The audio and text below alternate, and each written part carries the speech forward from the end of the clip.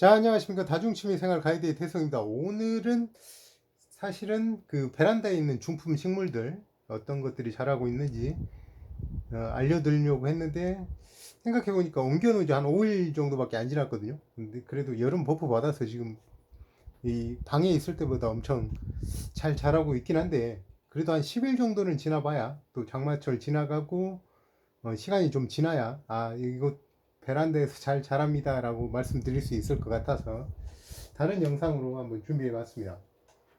무늬종 키우시는 분들 요즘에 좀 많으신데, 저 같은 경우도 무늬종을 몇 개 키우고 있거든요. 이거 버럴막스 바리에가타, 무늬종 식물을 바리에가타라고 하는데, 보시면 무늬종 같은 경우는 엽록소가 적어서 많은 광량을 요구한다고 해서 2만에서 4만 정도 되는 유리창을 통과한 햇빛, 1열짜리 광쇠권이라고 하죠. 광이 잘 들어오는 자리에다가 뒀었는데, 보시면 고스트가 2장 나왔어요.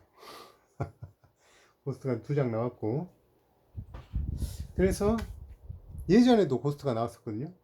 무늬 아단소니 같은 경우도 이쪽에 안쪽에 보시면 고스트 2장이 나왔었습니다.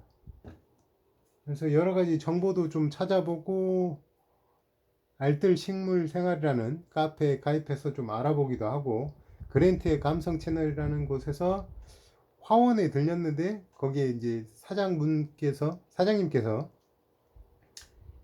광량이 많은 곳보다는 그 광량이 적은 곳, 반그늘 정도, 그러니까 그 우리 식물 조명등보다 조금 떨어져 있는 곳에다가 두면 고스트보다는 엽록소가 발현돼서 이렇게 무늬가 돌아올 수 있다라고 얘기를 하시더라고요. 또 독일 카시 채널에서는 질소 비료를 많이 주게 되면 무늬가 사라지고 녹색으로 변할 수 있다라는 얘기도 있어서, 그래서 두 가지를 한꺼번에 적용해서 한번 사용해 봤습니다. 하나는 이렇게 같이 그늘, 도대체 반그늘이 어딜까라고 생각해 봤는데 정확한 데이터가 없더라고요. 반그늘이 어느 정도인가. 그래서 1000에서 2000 룩스 정도 되는 요 아래쪽, 이 직광이 닿지 않고 인공 조명으로도 한 1000에서 2000 룩스 정도 나오거든요. 좀 떨어져 있으면. 그래서 그쪽에다 두고 관찰을 했더니 처음에는 고스트가 나왔었어요.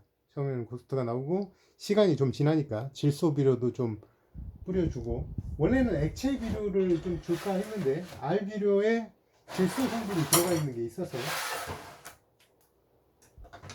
어디 갔지?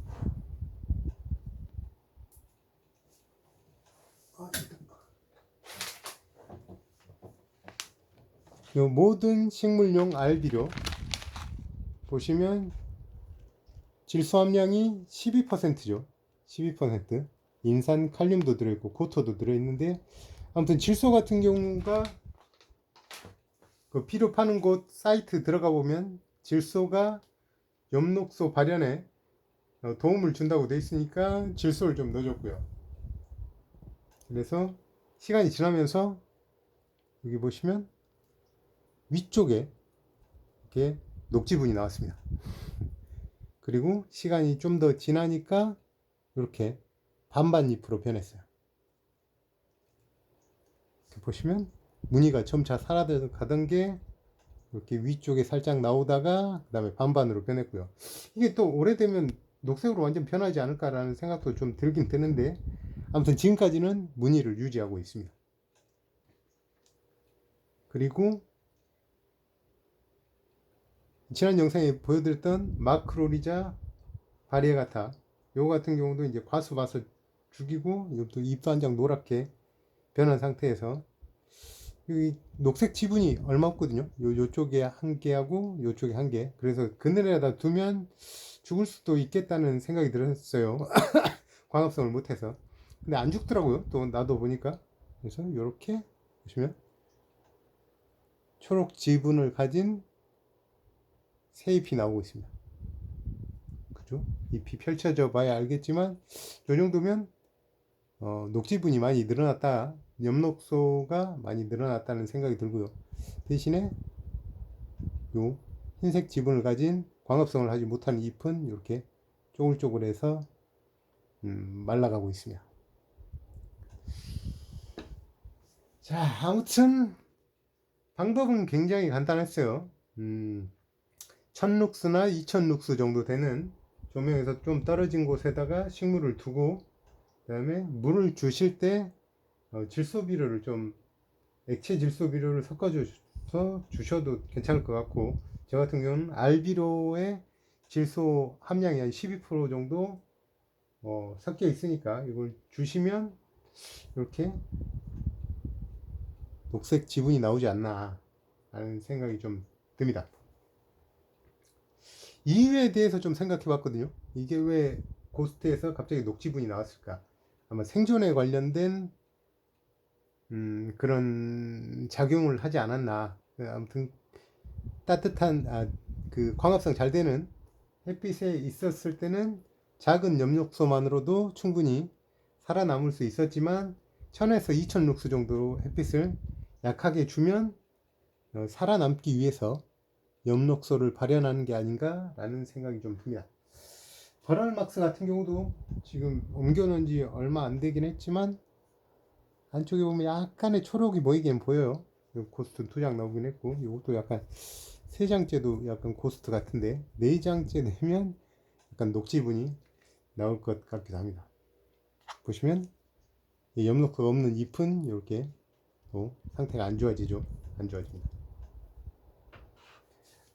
아무튼 오늘은 이렇게 엽록소를 만들어내고 무늬종이 고스트가 나왔을 때 한번 시도해 볼 만한 실험이지 않나 라는 생각이 좀 들고요. 영상이 도움되셨다면 구독과 좋아요 한 번씩 부탁드립니다.